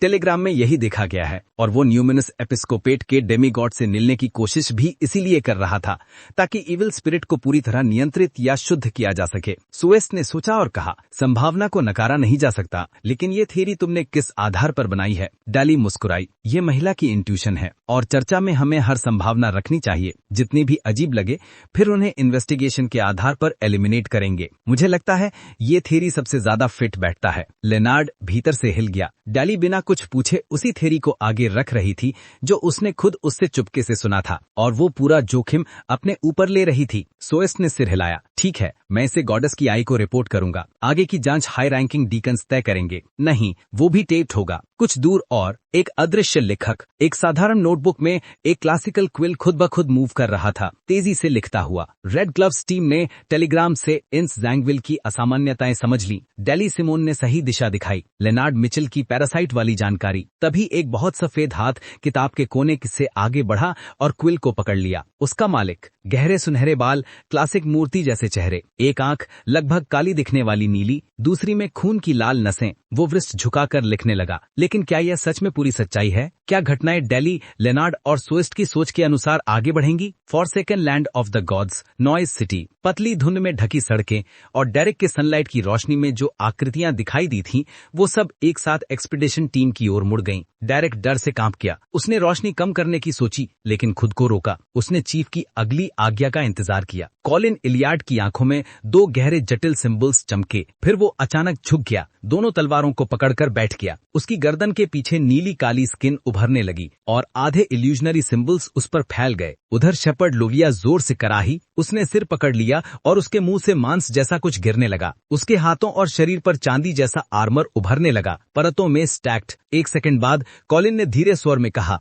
रुको। डायरेक्ट ने तुरंत सनलाइट रोक दी। सब कुछ शांत हो गया। कॉलिन खड़ा हुआ और शहर की धुंधली outline, tower, cathedral, ruined buildings, सबको देखते हुए कहा, ये पिछली एक्सपीडिशन से अलग है। मुझे नहीं पता क्यों। फिर उसने पूछा, कोई सुझाव? लोविया नीचे झुककर गिरा हुआ मांस उठाने लगी, लेकिन उसने तुरंत नहीं खाया। वो शांत स्वर में बोली, हम दिशा बदलकर शहर के किसी दूसरे प्रवेश द्वार की जांच कर सकते हैं, शायद कुछ नया मिले। ये पहली बार था जब उसने अपनी राय खुद पेश की थी। हाँ, और बस उस समय बोली जब उसने एक और दाना मांस का अपने मुंह में डाल लिया। कॉलिन ने सिर हिलाया और कहा, हम पिछली बार इस रास्ते से नहीं आए थे। इसका मतलब है हमें सावधानी से आगे बढ़ना चाहिए। पहले सबके सामने सुरक्षा किट करो। यहाँ पर सुरक्षा के प्रभाव से बने एक आइस एंड ट्रेचोर का इस्तेमाल किया गया, जिसकी मेन सप्लाई सनलाइट स्किन से होती है। ये सुरक्षा पूर्ति 33 मिनट चलेगी। इससे ज्यादा देर बाहर नहीं रह सकते और आप मेरी दिशा में आए हुए धानों को तब तक मत छुएं जब तक उनकी ऊपरी परत पर एक धुंधलाहट की परत ना हो। ये उनकी निंथीनेस की स्टेज है। ये सिर्फ 0.5 सेकंड तक टिकेगी और मैं नहीं बता सकता प्रत्येक व्यक्ति पर इसका प्रभाव क्या होगा। आंख है, आई ग्रांट यू। मैं नहीं बता सकता प्रत्येक व्यक्ति पर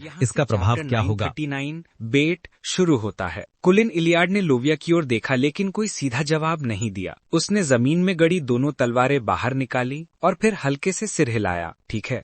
उन पांचों ने नॉय सिटी की सीमा का चक्कर लगाया। उन्होंने कई बार अंदर जाने की कोशिश की, लेकिन हर बार वो शहर जो बाहर से सामान्य दिखता था पर अजीब तरीके से अपनी रोजमर्रा की दिनचर्या कर रहा था, उन्हें पीछे हटने पर मजबूर कर देता।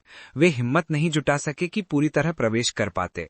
धीरे धीरे बिजली की चमक कम होती गई और अंधेरा दुनिया पर हावी होने लगा। कॉलिन इलियार्ड ने नॉय सिटी को कुछ देर गहरी निगाह से देखा और कहा, हम पहले एक छोटा कैंप बनाएंगे, दिन होने पर आगे बढ़ेंगे। यहाँ दिन का मतलब था जब बिजली ज्यादा चमक रही हो और अंधेरा कम से कम हो। किसी ने इसका विरोध नहीं किया। थोड़ी ही देर में उन्होंने नदी किनारे पत्थरों के बीच एक साधारण कैंप बना लिया। कैंप के एक कोने में एक बड़ा पत्थर था जो उन्हें बारिश से बचाने के लिए पर्याप्त था। आग जल रही थी और अजीब जीवों के शव, जो खतरनाक नहीं थे, लकड़ी की तरह आग में डाले जा रहे थे। कुलिन, लोविया और बाकी तीनों आग के पास बैठे अपने राशन और भुने हुए टुकड़ों को खा रहे थे। कुलिन इलियाड ने डेरिक बर्ग को देखते हुए कहा, पहले हम कैंप का निरीक्षण करेंगे, जब वे खाना खत्म कर लेंगे तो वे हमारी जगह ले लेंगे। आम दिनों में डेरिक कुछ सोचता भी नहीं, पर आज उसके मन में पहला विचार आया, चीफ मुझसे अकेले में बात करना चाहते हैं। ठीक है। डेरिक ने आखिरी टुकड़ा मुंह में डाला और थंडर गॉड्स रोर उठाया। मांस पूरी तरह पका हुआ था, पर फिर भी अपनी भयानक हरी चमक बनाए हुए था। कैंप के अंधेरे किनारे पर पहुंचकर कुलिन ने धीमी स्थिर आवाज में कहा, नॉइज सिटी मेरी उम्मीद से ज्यादा खतरनाक है। मैं सोच रहा हूं कि अगला कदम क्या होना चाहिए। तुम्हारी क्या राय है? डेरिक हैरान रह गया। मैं इस जगह के बारे में कुछ नहीं जानता, अनुभव भी कम है। चीफ मुझसे क्यों पूछ रहे हैं? वो सिर खुजाना चाहता था। फिर अचानक उसे याद आया सिटी ऑफ सिल्वर में चीफ से हुई पिछली बातचीतें और मिस्टर हैंगमैन की सलाह। चीफ संकेत दे रहे हैं। वह समझ गया कि चीफ बता रहे हैं कि नॉइज सिटी उम्मीद से अधिक खतरनाक है। शेप शिफ्टर को मारना बेहद मुश्किल होगा। शायद हमें लक्ष्य बदलने की संभावना पर विचार करना चाहिए, और शायद वो चाहता है कि मैं मिस्टर फूल से प्रार्थना करूं और उनसे मार्गदर्शन प्राप्त करूं। डेरिक ने तुरंत समझ लिया कि मिस्टर वर्ल्ड ने जो तरीका बताया था वो यहाँ उपयोगी हो सकता है। बिजारो बेन को उसके लिए बहुमूल्य ब्लड इंग्रेडिएंट से बाहर लुभाया जा सकता है। वह गंभीरता से बोला, हाँ योर एक्सीलेंसी, मेरे पास एक सुझाव है। कुलिन ने राहत की सांस ली और धीरे से सिर हिलाया। कहो। डेरिक बोला, चूंकि नॉइज सिटी बदल चुका है, अंदर जाना बहुत जोखिम भरा होगा। हम शेप शिफ्टर को बाहर लुभाने पर विचार कर सकते हैं। कुलिन ने सीधे मना नहीं किया, बल्कि गहराई से पूछा, कैसे लुभाएंगे? डेरिक बोला, मेरे पास एक वस्तु है जो शेप शिफ्टर्स के लिए बेहद आकर्षक है। इसे नॉइज सिटी की सीमा पर या उससे भी दूर रखा जाए तो शेप शिफ्टर खुद बाहर आ जाएगा। कुलिन जरा भी आश्चर्यचकित नहीं हुए। क्या वस्तु? वह पहले से जानता था कि डेरिक ने पहरे के दौरान एक गुप्त बेस्टोमेंट रिचुअल किया था और लोविया ये दूसरे उसे छुपा नहीं सकते थे।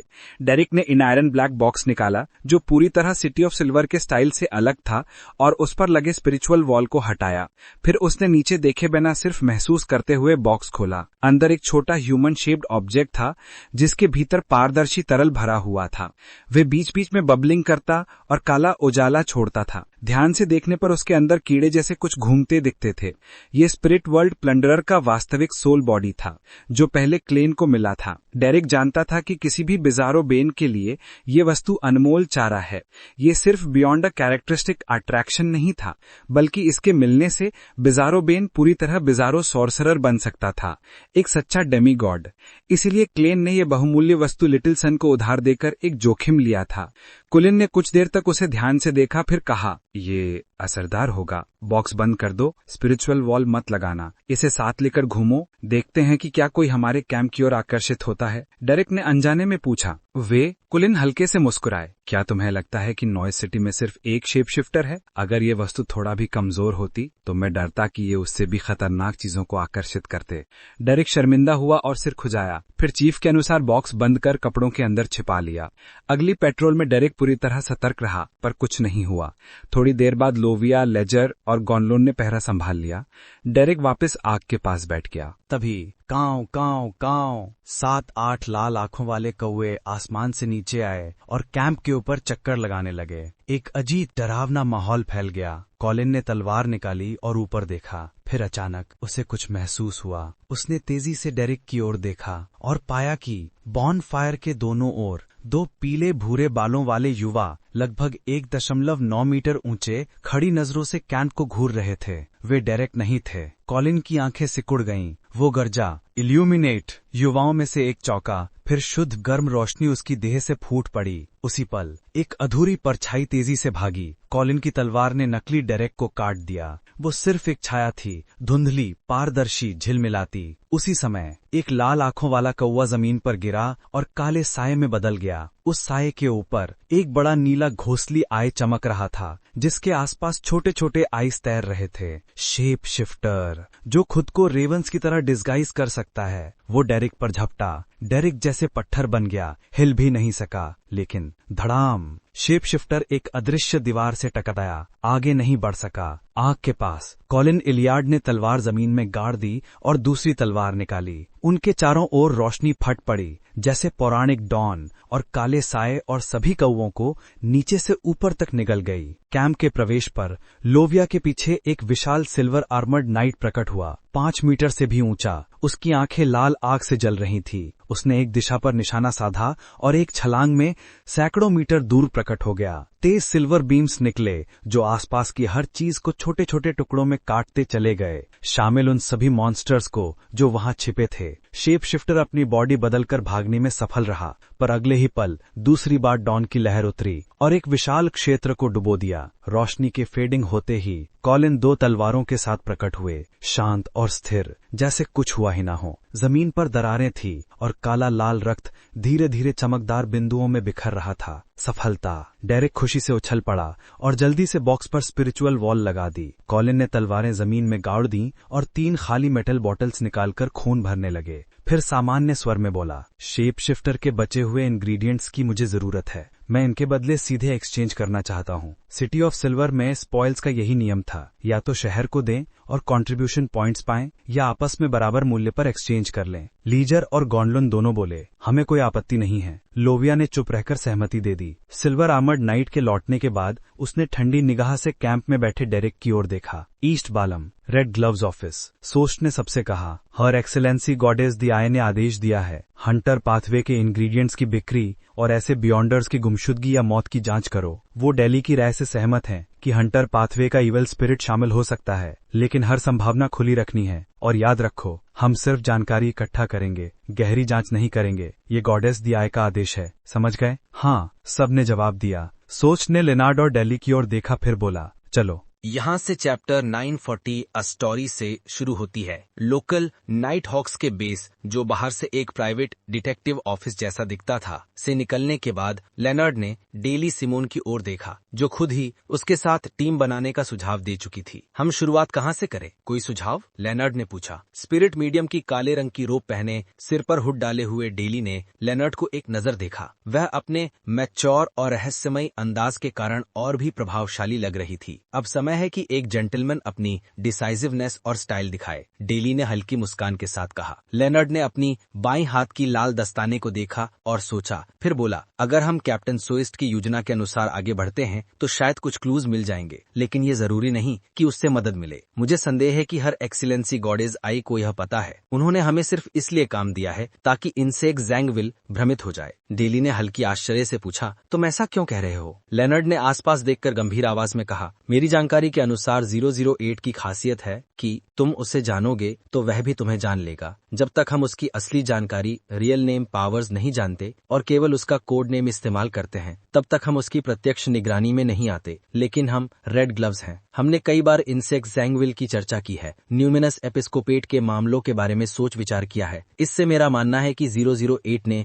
हमारी स्थिति को पहले ही महसूस कर लिया है और अब इनसेक जैंगविल को पता है कि हमारे लोगों ने उसकी असामान्यता को पहचान लिया है। इसलिए वह हमसे बचने के लिए लगातार संयोग कोइंसिडेंसेस बनाता रहेगा। डेली ने इनसेक के बारे में मिली जानकारी को याद किया और सिर हिलाया। सोइस ने भी शुरुआत में इसी समस्या का जिक्र किया था, लेकिन तुमने बात को ज्यादा साफ तरीके से कहा। हम अभी तक इस निष्कर्ष पर केवल असफल प्रयासों के आधार पर पहुंचे हैं। इसलिए हर एक्सीलेंसी गॉडेस आई ने हमें हंटर पाथवे वाले बियॉन्डर्स और इंग्रेडिएंट्स की जांच करने भेजा है, ऐसे दिखाने के लिए कि हमने कुछ ठोस नहीं पाया। इस दौरान वह एक ट्रैप तैयार कर रही हैं, जो तब काम करेगा जब इविल स्पिरिट इनसेक जैंगविल पर पूरी तरह हावी हो जाए और सामने आए। लेनर्ड चलते चलते बोला, शायद ऐसा ही है, लेकिन मुझे शंका है कि 008 को इसका पता ना हो। डेली उसके तिरछे पीछे चलते हुए बोली, फिर भी एक मौका है, मत भूलो। गॉडेस के ऑनरिफिक नेम्स में एक है मदर ऑफ कंसीलमेंट। लेनर्ड की आंखें चमक उठीं। इसका मतलब चर्च के पास कोई ऐसा हाई लेवल मेंबर या सील्ड आर्टिफैक्ट है जो 008 को काउंटर कर सकता है। इसलिए 008 पहले चर्च के पास पकड़ा गया और होली कैथेड्रल में सील किया गया था। डेली ने हल्के से सिर हिलाया। कुछ सेकंड्स के बाद डेली की आंखें आंखें सिकुड़ गईं और उसने अचानक कहा, क्या तुम्हें लगता है कि हमारी ये बातचीत 008 की नजर में आ गई है? लेनर्ड का चेहरा उतर गया। वह कुछ भी कहने की हिम्मत नहीं जुटा पाया। ना हाँ ना ना। दोनों एक दूसरे को देखते रहे और कुछ पलों की खामोशी छा गई। उसके बाद कहीं एक कमरे में एक हल्के पीले लगभग भूत जैसे हाथ ने एक नोटबुक खोली। फिर वह पन्नों को जल्दी जल्दी पलटने लगा। उसमें लिखा था डैश। बांसी हार्बर छोड़ने के बाद सॉरॉन एन हॉर्न मेडिची को एक वस्तु मिलने के बाद वह पहले केवल जिद्दी या स्वाभाविक रूप से चालाक नहीं रहा। कई संघर्ष और विरोध के बाद इनसेक जैंगविल और उसने आपसी सहमति से एक अस्थायी सहयोग करने का फैसला किया ताकि दोनों अपने अपने लक्ष्य हासिल कर सकें। एक रेड प्रीस्ट ईविल स्पिरिट के लिए ऐसी सहमति भरोसे लायक नहीं थी, लेकिन इनसेक के पास और कोई विकल्प नहीं था। नोटबुक आगे बताती है डैश। इनसेक की हर अजीब हरकत, 29 के इलाकों के पास जाना, हंटर बियॉन्डर्स पर हमला करना, फिर अचानक शांत होकर गायब हो जाना, ये सब संयोग नहीं थे। ये सब लिखे शब्दों के कारण हो रहा था। क्विल ऑफ अलजुहुद से लिखे हुए शब्द। इसलिए इनसेक कभी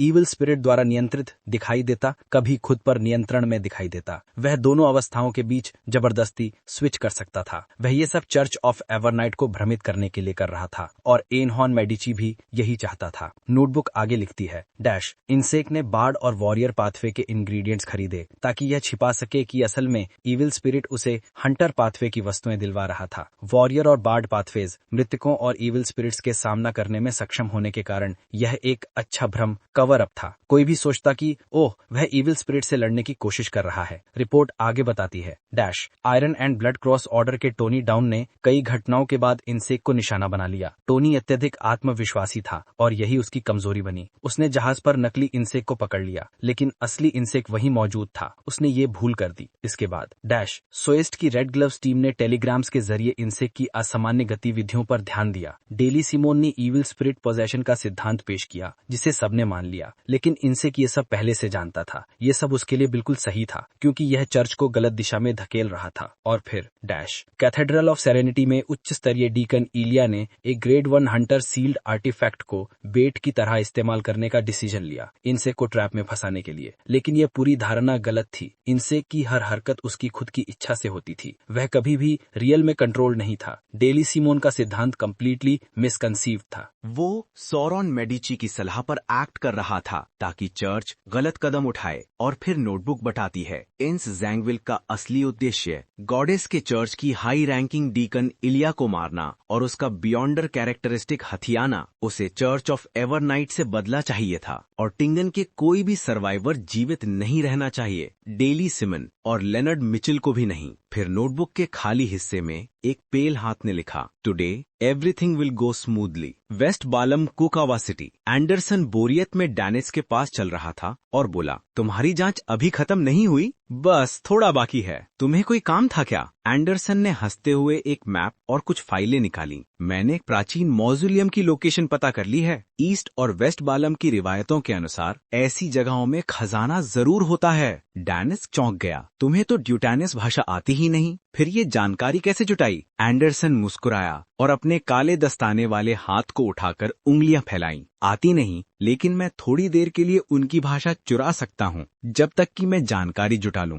डैनिस दांत पीसते हुए बोला, मुझे पता था कि तुम्हारे पास कोई ना कोई चाल जरूर होगी। खैर, गुड बाय। एंडरसन हंसते हुए उसे जाता हुआ देखता रहा। तभी दोनों ने एक व्यक्ति को अपनी ओर आते देखा। एक आदमी क्लासिक क्विल पकड़े हुए, काले प्रीस्ट रोब में, डार्क ब्लॉन्ड बाल, एक आंख लगभग काली नीली थी, दूसरी लाल रक्तों से भरी हुई। वो सीधे उनकी तरफ आ रहा था। एंडरसन उसे नहीं जानता था, लेकिन उसका शरीर अनजाने डर से कांप उठा। उसके मन में खतरे की घंटियां बजने लगी। अचानक किसी गर्म और शांत आवाज ने उसके कान के पास कहा, घबराओ मत। एंडरसन ने हैरानी से सिर घुमाया। एक अनोखा व्यक्ति अचानक उसकी बगल में मौजूद था, जबकि पहले वो वहां दिखा ही नहीं था। वो सफेद सरल रोब पहने हुए था, चेहरा आधा सुनहरी दाढ़ी से ढका हुआ, हल्की आंखें बिल्कुल बच्चे जैसी साफ और चेहरा शांत दयालु। वो सामने आ रहे व्यक्ति इंस जैंगविल की क्विल को देख रहा था। उस आदमी ने अपनी आंखें आधी बंद की, दाहिना हाथ उठाया और हवा में 4 बिंदुओं पर जेस्चर किया। वहां